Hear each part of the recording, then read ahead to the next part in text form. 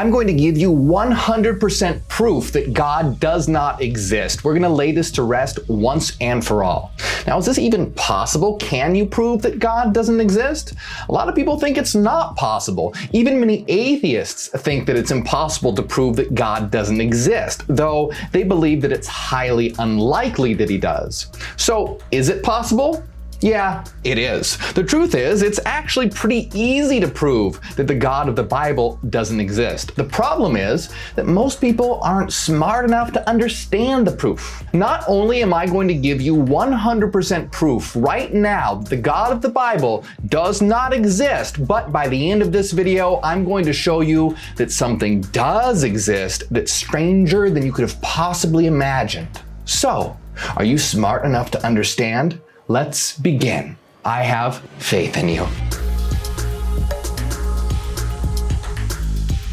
My name is Morgue, and we are here to wake up the world. The idea of the God of the Bible is an attack on rational thinking. So join our war of the mind by subscribing now. And my content is controversial, so make sure you hit the bell so you know when new information comes out. When it comes to proving that God does not exist, the first thing you have to ask yourself is, do you know what a proof is? I mean, how could someone know if I proved that God doesn't exist if they don't know what a proof is in the first place? You see, most people, when they say prove it to me, don't actually mean prove it. What they mean is convince me or show me empirical evidence. Now, this is completely different from a rational proof.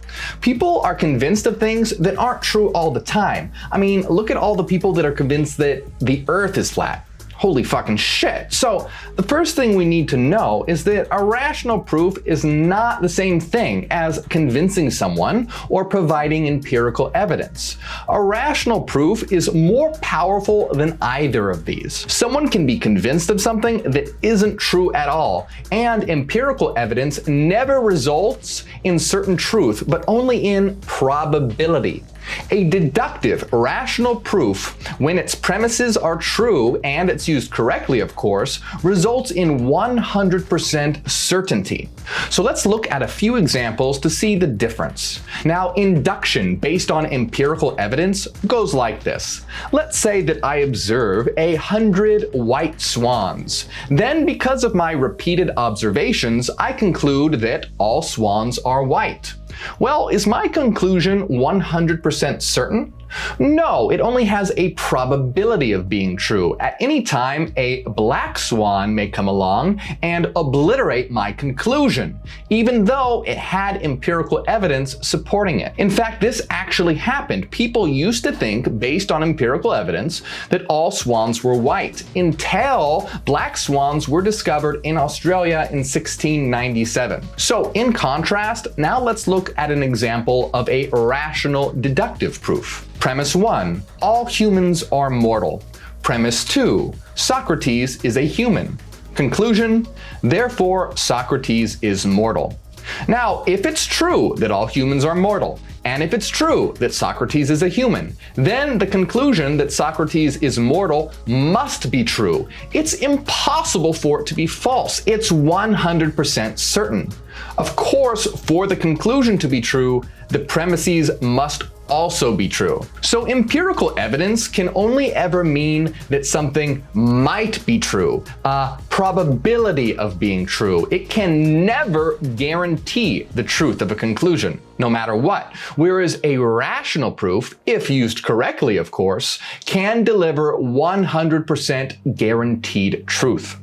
This is critical to remember as we prove that God does not exist. Now, it's not about convincing someone, and it's not about providing empirical evidence. Both of these are flawed. It's about delivering a guaranteed conclusion, and this is done through reason. So how do we prove that God does not exist? Well, first we have to identify what God are we talking about. Do we mean Zeus, Yahweh, Ra? Which one? We can't prove something doesn't exist if we don't know what we're referring to. Well, here we're specifically talking about the God of the Bible. Now, this God isn't just some abstract cosmic force. He has a personality and very specific attributes as laid out in the Bible. According to Orthodox Christianity, this God is all-powerful, all-knowing, and all-loving. To prove that this God doesn't exist, all we have to do is prove that he is not one or more of these attributes. And this is easily done. All we have to do is point out that God allows people to go to hell. According to Orthodox Christianity, hell is the worst fate imaginable. It's an eternity of torture. So since God allows people to go to hell, this means either he is not all-loving, because no being of infinite love would allow souls to be tortured for all eternity. Or he is powerless to stop this from happening, in which case he is not all-powerful, or he doesn't know that they're going to hell, in which case he's not all-knowing. No matter how you crack it, this absolutely obliterates the existence of the Orthodox fundamentalist Christian God. He just simply doesn't exist. He can't exist. It's an impossibility. It's a logical contradiction. His properties and actions result in a contradiction. What we're talking about here is a version of what's known as the Epicurean paradox, but we're just getting started. Some fundamentalist believers will say that God allows people to go to hell because that's their punishment for not believing in him. They say God wants people to have free will, and that's simply their punishment for choosing not to believe. Now, how insane is this? This is beyond crazy for so many reasons. First of all, what kind of a maniac of a God gives someone free will, but then allows them to be tortured for eternity if they don't choose what God wants them to choose? How is that free will? I mean, really think about it. Would you do that? If you were a sane person, of course you wouldn't. So why would a being of supposed infinite love do it? This is reprehensible to any being with any shred of decency at all, let alone a supposed all-loving being. Furthermore, it's not like hell is the only example that results in the nullification of the God of the Bible. In the story of Noah, God drowns the entire world population except for Noah and his family because he's unhappy with their choices. So what kind of all-loving God that apparently wants everyone to have free will drowns every living thing on earth because he doesn't like their choices? By the way, I know you've heard the story of Noah's Ark over and over, so you become desensitized to it, so people don't really think about it. But come on, I mean, really give it some thought. God drowns everyone except Noah, his family, and the animals on some boat. Think about how many innocent lives would have been drowned. Children, babies, all the animals. Does that sound like an all-loving God? No, of course not. Wake up! I mean, you wouldn't do that. So how could an all-loving God do that? Now the thing is that these are just a few examples. The Bible is riddled with contradiction after contradiction. The attributes and actions associated with the God of the Bible results in logical contradiction. This means his existence is impossible. Literally. This is not hyperbole. This is not exaggeration. It's not highly unlikely. It's literally impossible for this God to exist. In fact, this God shares more in common with the definition of Satan than a loving God. What I want to get across is that if you suffer from religious trauma syndrome, you can begin to put your mind at ease. There is no way this God can exist as described. And that's 100% guaranteed. You can be certain of it. But we're about to go even deeper here because I'm going to show you that something else does exist, and this will blow your mind. We've established that one of the attributes of God is omnipotence. That is, being all-powerful. So according to fundamentalist Christianity, nothing is impossible for God. Nothing at all. So let's discover the omnipotence paradox. If God is all-powerful, can he create a stone that is so heavy that he can't lift it? Well, if he can create it, then that means he's not all-powerful because he can't lift the stone. But if he can't create it, then he is also not all-powerful. Remember, fundamentalist Christianity says that nothing is impossible for God. Well, this is clearly impossible. Now, admittedly, this heavy stone example is really crude, but it's easy to understand.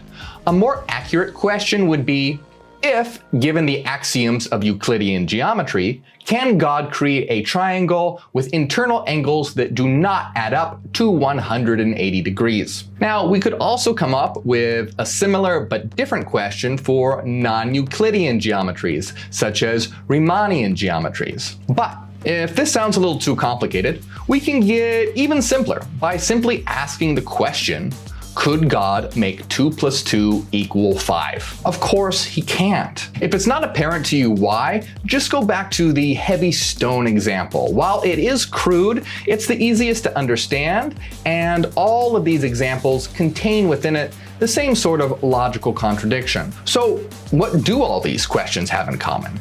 They are breaking the rules of reason, the rules of logic, the rules of mathematics. They simply aren't possible because these laws can't be broken.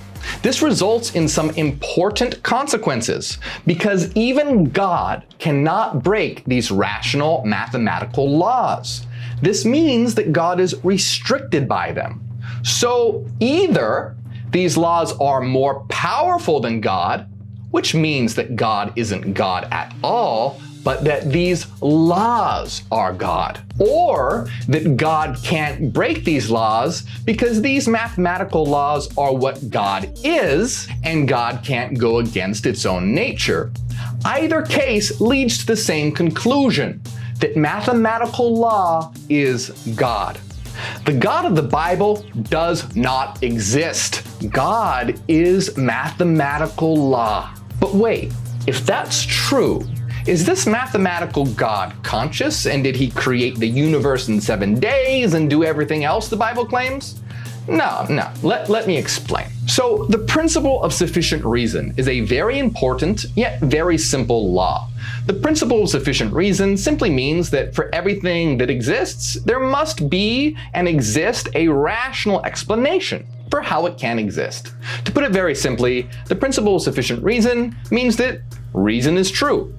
We all automatically accept it as soon as we start to look for reasons why something is true or false. It's what powers thought and allows proofs to work. If you deny this principle, you're literally denying reason itself, and if that's the case, then there's no reason I could possibly give to you for anything at all, because you would be literally denying reason. So let me introduce to you one more law, then I promise we'll have what we need. Resulting from the principle of sufficient reason is a law called OCCAM'S razor. OCCAM'S razor simply means that existence will choose the most simple path or option. Now, why is that?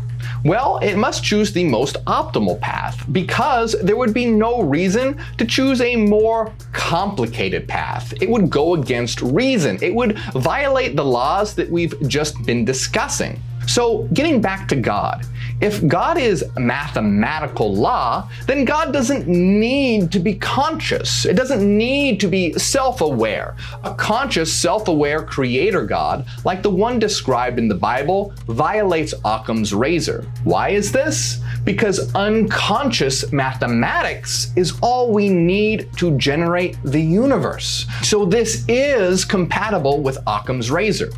A self-aware creator God is an extra complexity that isn't necessary. It's extra. We don't need it. So it violates OCCAM'S razor. Now let's see why. So what does it mean to say mathematics is the ultimate force in existence?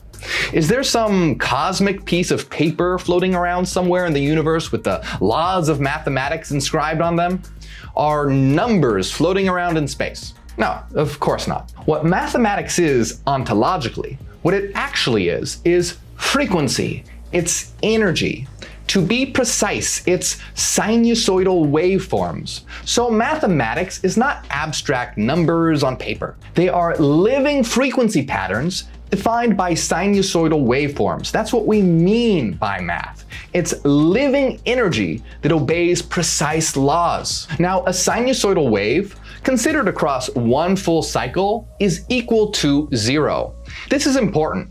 Because it's equal to 0 across a full cycle, it's dimensionless. It's not something physical, it's mental. So what mathematics truly is is mental frequency, frequency of mind. So here we have the concept of God as not a self-aware creator God, but a collection of unconscious mathematical frequencies, sinusoidal waveforms. By a mathematical process called a Fourier transform, we can transform mathematical frequency information into mathematical space-time information. Now, this is at the heart of quantum mechanics, which shows that all of reality is based on waveforms, not material particles. What this means is that we can construct all of so-called physical reality, the space-time universe, from nothing but the interactions of mathematical frequency patterns. This is why evolution exists. The slow process of evolution is mathematical patterns combining behind the scenes. A creator God did not create the universe. Instead, existence is an evolving system of living mathematics. But wait. There's more. So here we've defined God as not some kind of self-aware creator God like the one described in the Bible. We know for certain that's impossible. Instead, we've defined a system of living mathematical frequency patterns. But by the principle of sufficient reason, if one of these systems is possible, then there's nothing to prevent many of these systems from existing. In other words, if one mathematical God could exist, why couldn't many of them exist? There is no reason why they couldn't. So they do. What this means is that reality is a myriad of mathematical minds all interacting with each other. And truly, that is all that exists. You aren't what you think you are. You see, you are an eternal system of living mathematical frequencies. You are a mathematical mind, and this world is the result of our collective frequencies according to the laws of ontological Fourier mathematics. This world is not physical at all. It's a collective dream. It's our dream.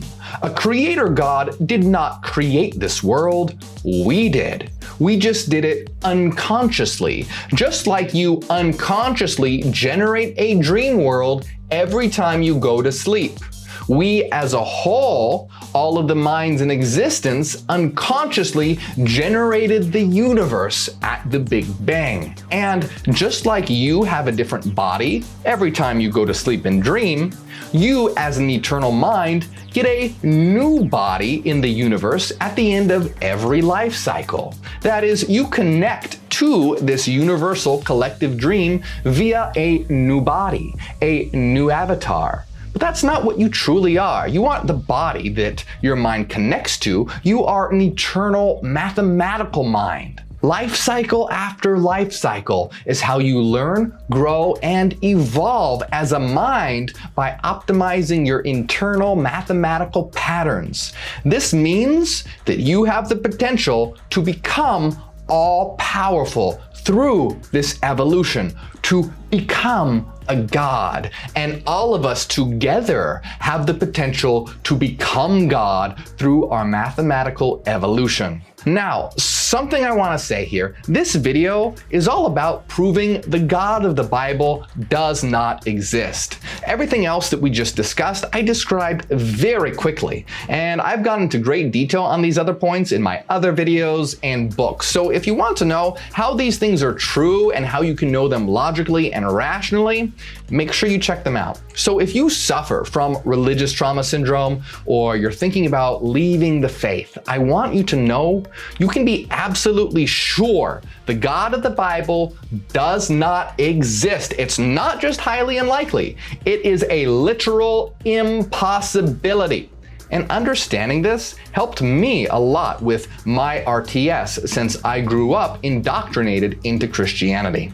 So tell me your thoughts in the comments right now. This is a very important topic. Like and share this video. And if you want to hear my story with religious trauma syndrome, watch my video, Is Mainstream Religion Actually Child Abuse? Join our War of the Mind and help us wake up the world by subscribing right now. And if you enjoy my work, consider supporting on Patreon. Patreon, and you'll get access to our secret live streams. A big shout out to all my supporters. My name is Morgue, and I am Hyperion. Ad Astra, to the stars.